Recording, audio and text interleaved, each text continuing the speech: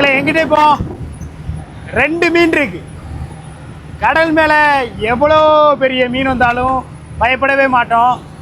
ஆனால் இந்த மீன் வந்துட்டா மட்டும் உயிரை கையில் பிடிச்சிட்டே இருக்கணும். எதுக்குன்னா இந்த மீனை பாருங்களேன், மேலே ஃபுல்லாக முள்ளாக தெரியுதா? இங்கே பாருங்கள், இது 1, இங்கே 1, 2, இந்த சைடு தூவிக்கிட்ட பாருங்க, அங்கே 1, 3. பார்க்க தானே சின்னதாக இருக்குது.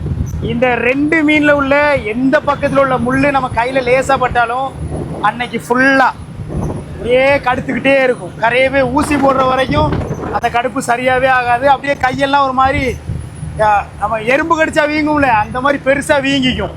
இதோட விஷம் உடம்புல இருக்கிற வரைக்கும் அந்த வீக்கம் குறையவே செய்யாது. இந்த மீனில் குத்து வாங்கி நிறைய மீனவர்கள் வேலை வாங்காமல் ஒரு நாள் ஃபுல்லாக படுத்துருக்கெல்லாம் பார்த்துருக்கேன். 1 நாள் 2 நாள் இந்த மாதிரி கடல் மேலே படுத்து தூங்க முடியாது. வேதனையில் வேலை பார்க்காம அப்படி படுத்துருவாங்க, கறங்கி படுத்துருவாங்க.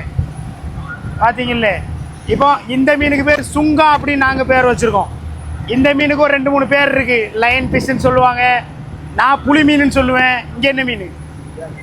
இங்கே பே மீன், சேவல், இந்த மாதிரி ஏகப்பட்ட பேர் இருக்குது. இங்கே இதுக்கு பேர் என்ன? சுங்காங்கழுது தானா?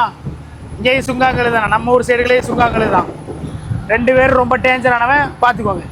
இப்போ என்ன சம்பவம்னா இவன் டேஞ்சரானவன் தான், ஆனால் 2 பேர் உயிரோடு தான் இருக்கான். தூக்கி 2ஐயும் கடலில் போட்டு விடுவோம்.